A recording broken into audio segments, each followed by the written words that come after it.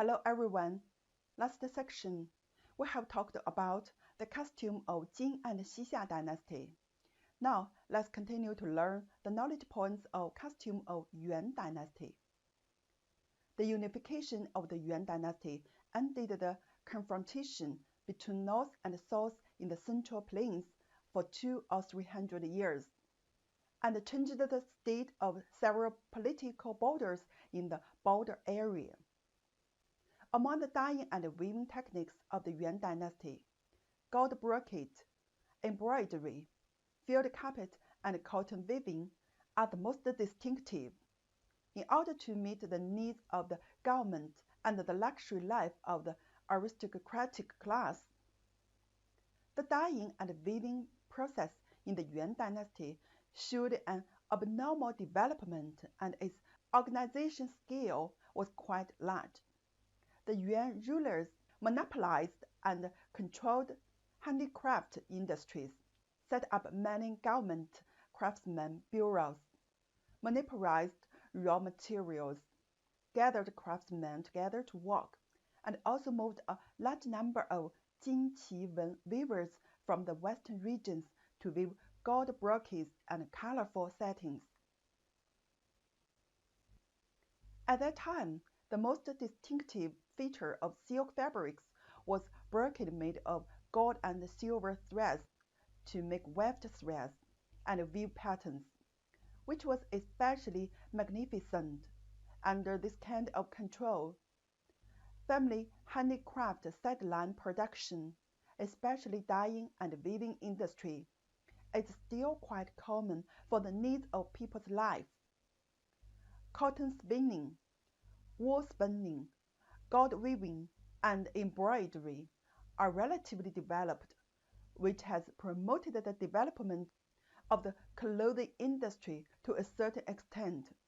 This can be reflected in the travels of Italian Marco Polo.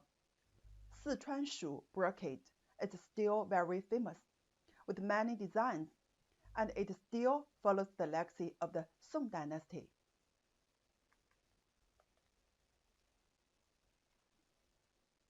In addition, the wool industry in Yuan dynasty was extremely developed, and the wool was a kind of dyed fabric to meet the needs of Mongolian national life in terms of production and use.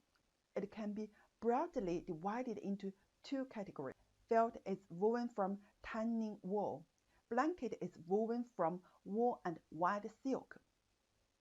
Huang Daope, a famous cotton textile innovator in the Yuan dynasty, based on the advanced cotton textile experience of the Li nationality people and her own decades of cotton textile production experience, systematically improved the cotton textile production technology in the whole process from seed removal, blooming, spinning to weaving.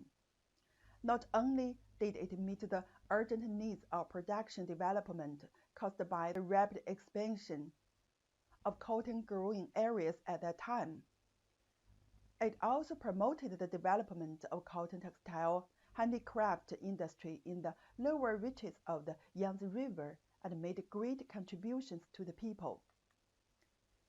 During this period, Han costumes and northern ethnic costumes further infiltrated and transferred to each other, and Chinese costume culture entered a deeper level of integration.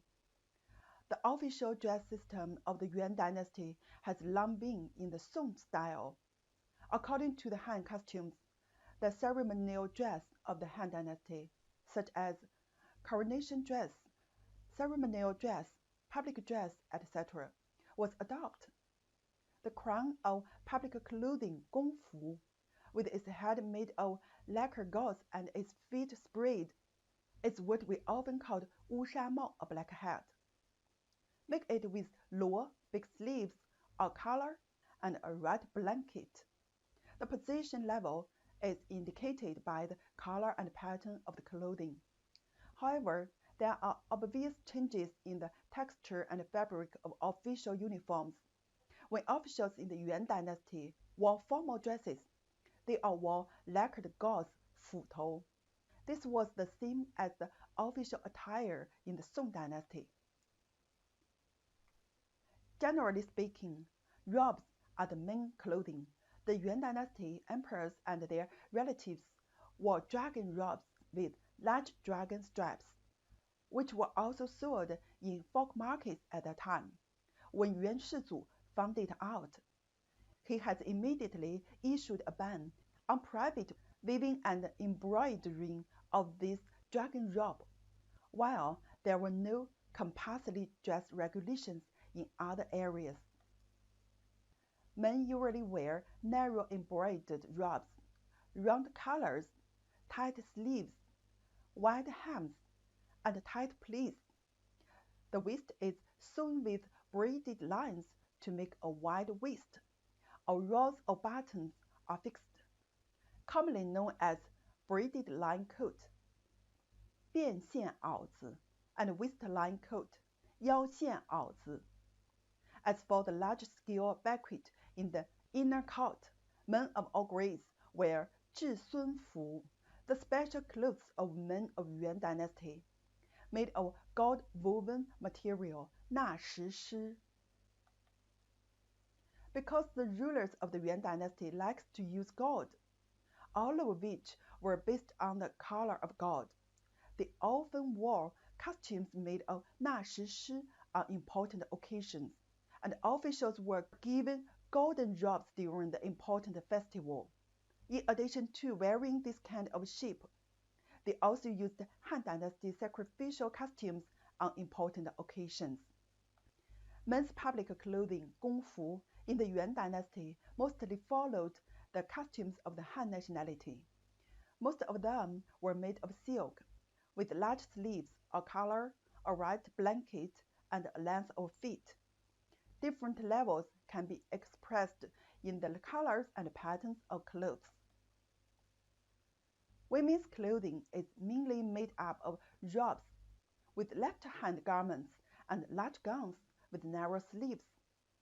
Around the front of the neck is a cloud shoulder, which is the custom of the Jin Dynasty. The robe is usually made of purple mixed gold, tea or carmine red, and it also likes to use a special gold clip fabric, 纳石狮.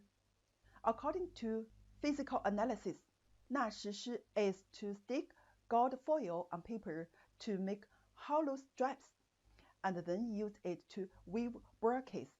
This technique was called 削金 in Song Dynasty. During the period of Jin Shizong, it was renamed Mingjin because of taboo in writing 削. There are also cases where gold is twisted into silk threads and then twisted into gold threads for brocade. This kind of brocade is called twisted gold brocade. Gold brocade was called 纳石狮 in Yuan Dynasty. 纳石狮 is also used in clothing or tents. 比肩 and 比夹. Yuan Dynasty officials often wore a fur coat with half sleeves, slightly longer than a house coat, called 比肩. Both men and women wear it.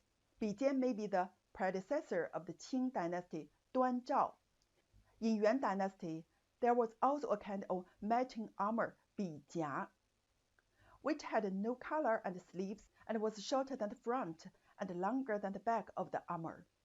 The front and back pieces were tied with loops to form a garment, which was often worn by the people in daily life. Cloud shoulder and half arm. The cloud shoulder worn by Jin Dynasty people was more colorful in Yuan Dynasty. Dancers and maids are especially fastidious about their cloud shoulders. Half arm is also very popular in Yuan Dynasty. Both men and women wear it. At the end of the Yuan Dynasty, empresses and nobles often took Korean women as maid-in-waiting, so Korean-style clothes, shoes, and hats became a popular style. Hairstyle is the most distinctive part of the Mongolians. Men's hairstyles are often 坤发. Generally speaking, it is to shave off all the hair on the top of the head and only put a 栗子帽 on the temples or head. A small amount of hair was left on the forehead as decoration. Some people hang their hair around their ears, while others trim the left and right locks into various shapes and then hang them down on their shoulders. Mongolians wear straw hats in summer and wear warm hats in winter, mainly 至孙服. The 至孙服pay attention to the matching of clothes, which is mainly reflected in the unification of clothing color, that is, the same color of crown and clothing. The gugu crown of women. Mongolian noble women wear a gugu crown, gugu guan. This kind of crown is made of birch bark or bamboo, iron wire, and other materials as a skeleton. A pillar about 2 or 3 feet high is stretched out from the top of the head. The top of the pillar is expanded into a flat-topped hat shape. Then it is wrapped with red silk, gold brocade, or green felt, and decorated with kingfisher feather flowers and pearls. People of high status will also insert pheasant feathers into the crown to make it fly. As the crown is too high, the pheasant should be plucked off and handed over to the maid when riding. This kind of head is taboo to be touched by others, and one must bend one's head sideways when entering or leaving the tent. For the pool, the crown is wrapped in black coarse wool cloth. In addition to the crown, women also wear fur hats and use yellow powder to make up their faces. Okay, that's all the content of this course. The content of next course will be knowledge points, costume of Ming Dynasty. See you next course.